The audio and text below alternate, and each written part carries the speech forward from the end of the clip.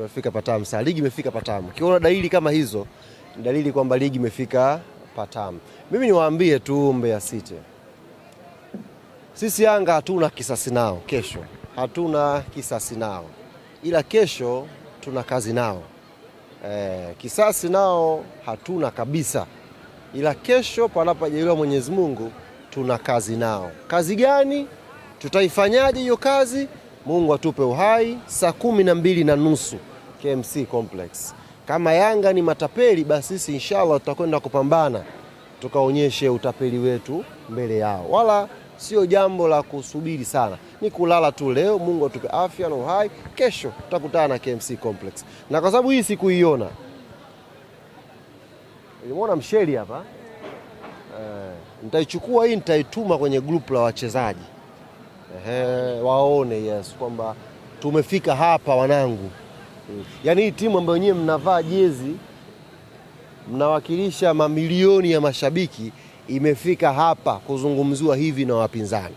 Ndicho nitachokifanya siku ya leo. Wala sitaongeza neno wala sitapunguza neno. Habari kesho tu aanze.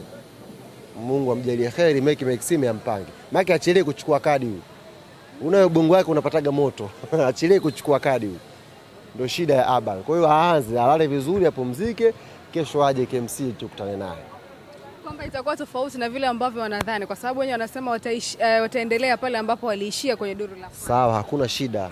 Ndio maana sisi tumesema ya duru ya kwanza ameshaisha. Tuligawana alama moja, wao wakaondoka na furaha Sokoine, sisi tukaondoka na simanzi Sokoine. Mechi imeshamalizika na sisi Yanga tumedeclare kwamba hatuna kisasi chochote na wao, ila kesho tuna kazi nao.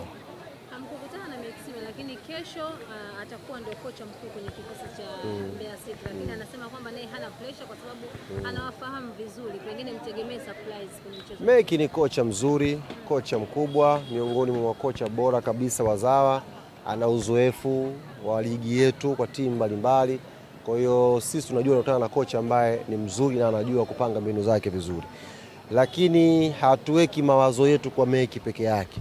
Tunaweka mawazo kwa Mbeya City yote na tunaweka mawazo kwa namna gani tunakwenda kupambana kupata alama 3. Kwa hiyo wao wajiandae vizuri na wajue kabisa sisi Yanga tuna kazi nao kesho pale KMC Complex. Hali habari njema kwa wananchi, Diarra anamaliza adhabu yake. Pengine tutegemee kumuona kesho kwenye mchezo.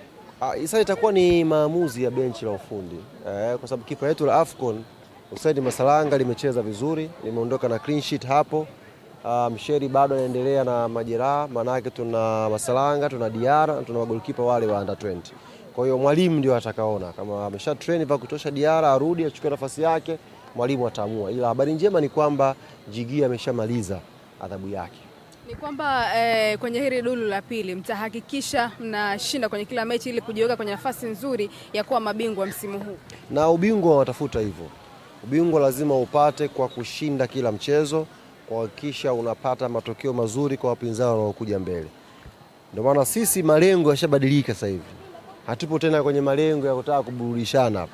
Tupo kwenye malengo ya kutaka kuchukua ubingwa.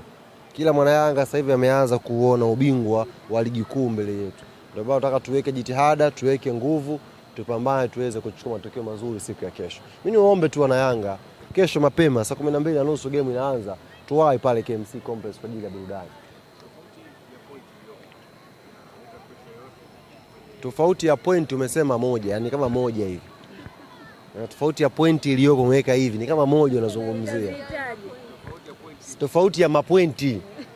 Sema tofauti ya mapointi kati yenu na watu waliokuwa chini yanawapa pressure. Sisi hatuna pressure yoyote na timu ambazo ziko chini. Sisi tuna pressure na lini tutakamilisha malengo yetu ya kuchukua ubingwa wa ligi kuu ya NBC. Ndio malengo yetu yako hapa. Hao waliokuwa chini hatuwezi kuwafikiria. Wao ndio wanatakiwa watufikirie sisi. Yaani tulivyo sasa hivi hapa, timu zinashika nafasi ya pili, nafasi ya 3 mpaka KMC huko chini na Prison. Wao ndio wanatakiwa waifikirie Yanga, sio Yanga iwafikirie wao. Yanga inashinda mechi zake, Yanga inaendelea kutimiza malengo yake. Basi. Kuna wakati mnasema kwamba nyewe mnaukimbilia ubingwa, watani wenu pia japo walilegea hapa kati lakini wamerudisha ile kasi ya ushindi. Walilegea kumbe? Yaani si walipoteza. Sio kulegea. Walipoteza. Wakawa ndembe yani. Sema Latifa umesema walilegea hapa katikati. Yaani basi jambo zuri kama wakiwa laini mpaka nyinyi mnaona. Sisi sijui, mimi ndio maana sitaki hata kufuatilia mambo yao. Mimi focus yangu nataka niiweke kwenye Yanga inashindaji mechi zake. Watu kama wameshaacha focus za kuchukua ubingwa, wameanza kula vibudu mitaani, sio watu wa mimi kuwafikiria hao. Mimi nafikiria namna gani nachukua pointi 3 alafu tunaandaa sherehe za ubingwa. Sio mtu anapata sare anaenda kulisha watu vibudu. That's not fair. Kwamba wanakula vibudu? Wanakula vibudu. Arusha kuna ndugu zangu, taarifa nimezipata. Watu wameumwa sana matumbo leo. Nimeona kwenye mechi hao hata uwanja mweupe watu wanaumwa. Tunataka tufikie huko kwa maana ya kushinda michezo iliyokuwa mbele. Alafu ndo tuweke sasa mipango hiyo.